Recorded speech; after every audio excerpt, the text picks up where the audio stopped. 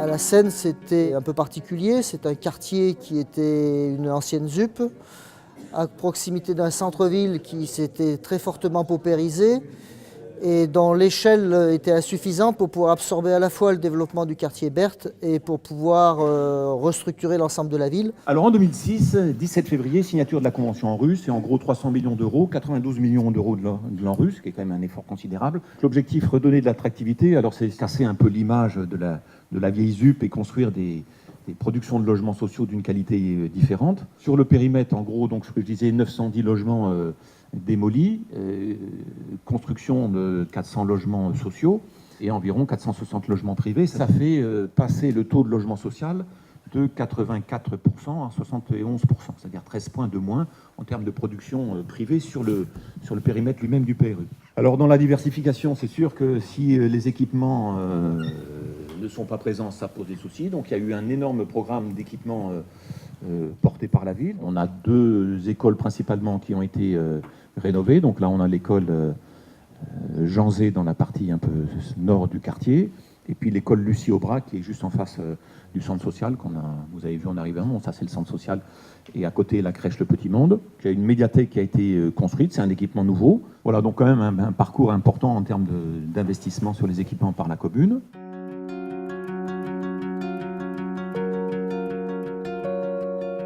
Dans un quartier comme le quartier Berthe, qui était très marqué par son histoire, avec des ensembles de logements sociaux massifs, la diversification, c'est introduire des formes urbaines nouvelles, c'est introduire dans un ensemble de logements sociaux des copropriétés privées dans lesquelles on a des habitants qui n'ont pas le même profil sociologique et qui y trouvent leur place.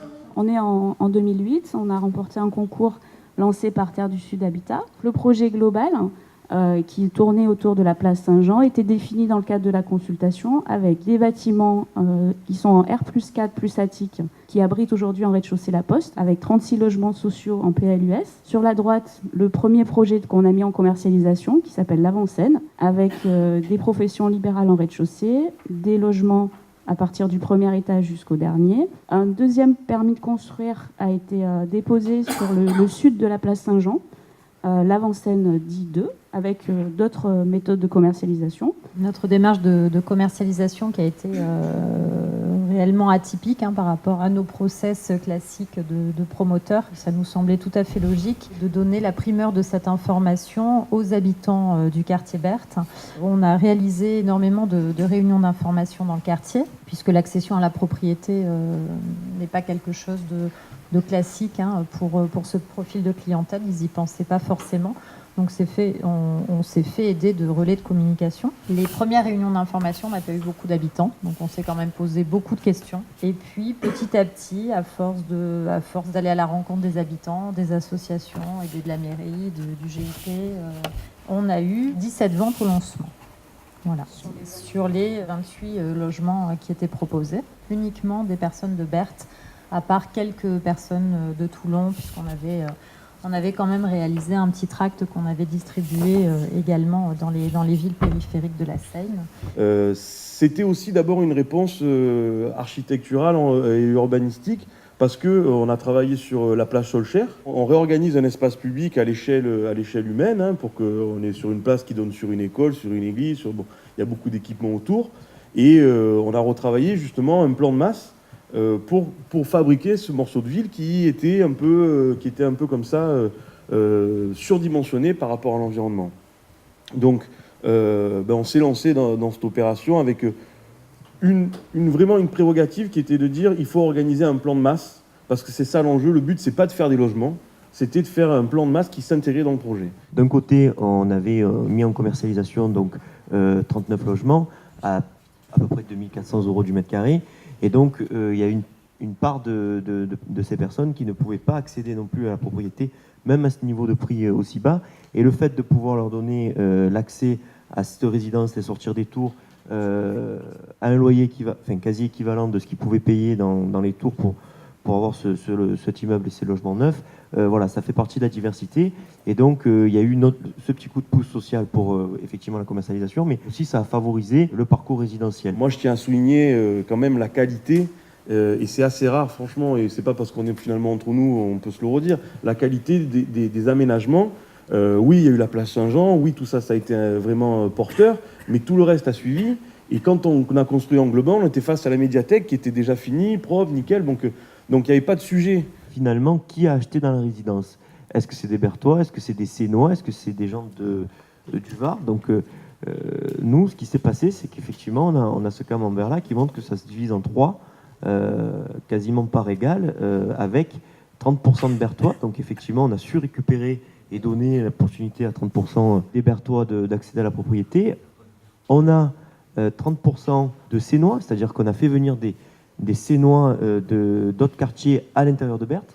Et on a 40% de hors-sénois, c'est-à-dire agglomération, Toulon, enfin aux alentours. On a réussi à mélanger les gens, quoi, vraiment. Donc pour le coup, c'est plutôt réussi.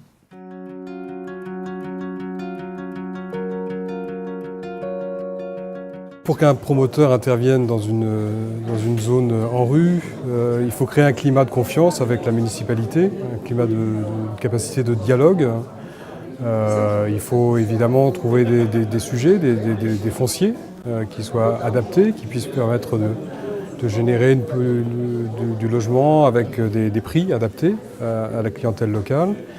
Et puis il faut essayer de s'inscrire dans une continuité, dans un volume et dans une récurrence d'activités qui permet de s'installer durablement dans ces quartiers et d'avoir une vraie présence sur place vis-à-vis des populations. Je pense que ce qui est important, c'est de se projeter dans l'avenir et de préparer le quartier pour l'avenir, de le préparer avec tous les acteurs, et les promoteurs sont des acteurs de la ville. Et je crois que maintenant, ils le sont à part entière. Ce n'est pas ceux qui viennent, qui s'approprient un terrain, qui construisent un permis, qui ne vont pas voir les gens. Pas du tout. Ce n'est pas ça le promoteur aujourd'hui. Le promoteur constructeur, il a bien compris qu'il faut qu'il s'implante et qu'il participe aussi à tous les travaux que l'on met en place en termes de planification ou en termes de forme urbaine ou en termes d'espace public pour qu'on construise ensemble cette ville. Les opérateurs, ils viennent parce que c'est leur métier. Ensuite, ils sont obligés d'adapter et c'est vrai que nous, on les a rencontrés parce qu'ils avaient besoin de connaître les acteurs du quartier, savoir quels étaient les points d'appui. Et donc, on les a mis en relation, soit quand c'était sur le dur avec les services de la ville, parce qu'ils n'avaient pas tout de suite le contact, ou leur expliquer quelle était l'habitation du quartier, comment les choses se composaient, s'inscrivent dans un ensemble qui était en évolution très forte, et avec les acteurs sociaux. Donc, je pense que globalement, on a eu des contacts avec eux qui étaient positifs. D'ailleurs, quand on a organisé la fête d'inauguration de la place Saint-Jean, on a fait appel au mécénat et tous ils ont répondu sans aucune difficulté pour apporter leur participation à cette manifestation. Il a fallu effectivement d'une part l'enrue et puis aussi et surtout qu'on réunisse autour de, même si à l'époque on n'était pas très chaud pour créer un gîte, on s'est posé la question, est-ce qu'il faut le créer, pas le créer, on a eu de longs débats entre nous, et puis finalement il a été créé, ça a été aussi un des outils de la réussite, en tout cas de l'accélération du projet, ça a permis de mettre autour de la table tous les partenaires qui étaient concernés et qui allaient nous aider à mettre en œuvre le projet. Le GIP a été l'occasion de mettre autour de la table les acteurs pour avoir des débats francs et conviviaux pour trancher un certain nombre de choses. La démarche PLU a aussi permis de sortir un document offrant une lisibilité de Berthe au sein de la ville, de par un règlement d'urbanisme commun, qui tenait compte de la particularité ou de la spécificité du secteur et du travail fait notamment par le schéma directeur de Driski chez Metov, puisque en fait c'était un document qui avait été élaboré, on va dire, de manière relativement technocratique. Il a été débattu, il n'a jamais été mis sur la place publique, ce document-là. Il l'a été grâce à la phase d'élaboration du PLU, qui a permis de mettre en évidence tous les débats. L'environnement compte énormément, la commercialisation, la mobilité. Et en fait, on est dans la même chose que tous ces acteurs, promoteurs, etc., qui travaillent sur le quartier. Bon, sauf que nous, c'est pour le bien-être de nos résidents. Et on est en plus bien placé au niveau logement, peut-être des fois par rapport aux promoteurs, vu tous les problèmes qu'on a pu apercevoir tout à l'heure sur les cuisines ouvertes, sur les surfaces. Aujourd'hui, le quartier, on a fait ce qu'on a appelé, nous, de la résidentialisation. Et on tend à faire de la résidence comme on a des résidences privées et des logements maintenant de qualité parce que réaménagés, réhabilités, etc., avec en plus les surfaces d'un bailleur social, ce qu'ont pas forcément des promoteurs, puisque les surfaces, c'est quand même serré pour arriver au prix, vendre au bon prix, etc. Mais c'est intéressant de voir qu'on est dans les mêmes attentes, les mêmes problématiques. En fait, on parle vraiment des mêmes choses finalement, même si on ne fait pas tout à fait la même chose. Alors justement, si on travaille sur la ville dans sa globalité, les promoteurs privés ont tout intérêt à travailler sur les quartiers nouveaux comme sur les quartiers anciens. Et au moins, on travaille la ville dans son ensemble avec les mêmes promoteurs. Et c'est ce qui a permis, à mon sens, à pouvoir trouver des promoteurs attirés par la transformation d'une ZUP.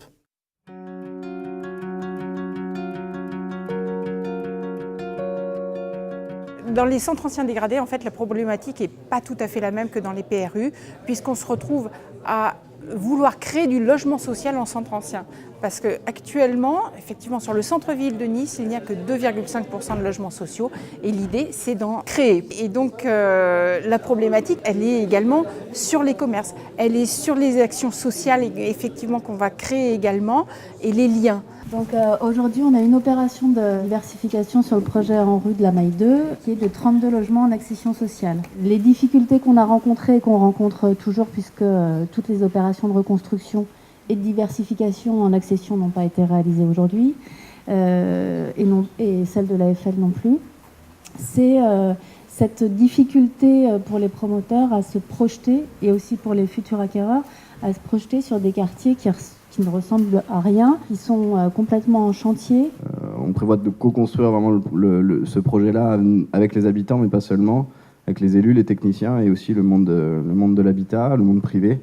Donc voilà, on cherche aujourd'hui des partenaires, voir comment est-ce qu'on peut mettre en place un système de co-construction avec les bailleurs et aussi avec les promoteurs.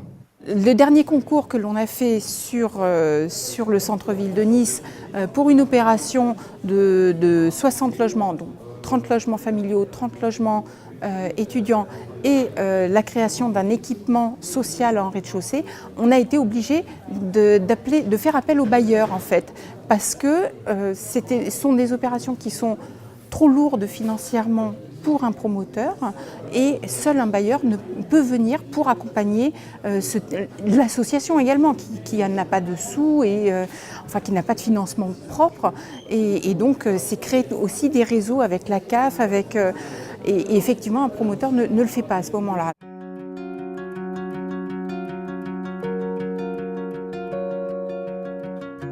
Le fait de changer d'un logement à un autre et d'un bâtiment à un autre, ça ne change pas forcément les conditions dans lesquelles on vit et les difficultés du quotidien auxquelles on a à faire face dans les familles.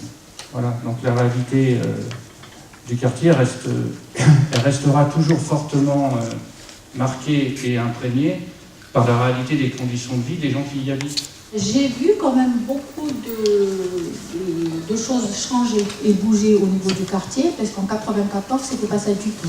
Il manque encore des choses, mais la rénovation urbaine a apporté beaucoup sur le quartier.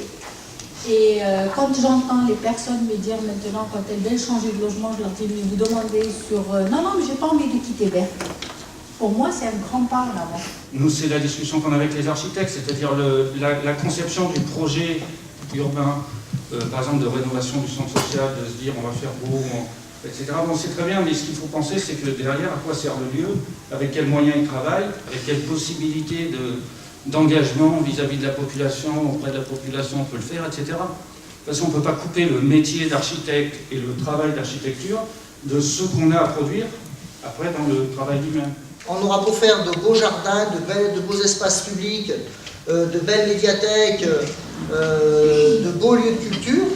Si nous-mêmes, déjà, on ne prend pas conscience qu'on va bientôt être 10 milliards sur cette planète et que les 10 milliards, il faut qu'on vive ensemble et qu'on se respecte, je pense que la ville ne résoudra pas le problème. Il ne faut pas se leurrer. Au-delà des grands investissements sur du dur, il nous faut aussi continuer à investir sur du doux. Et le doux, c'est l'humain.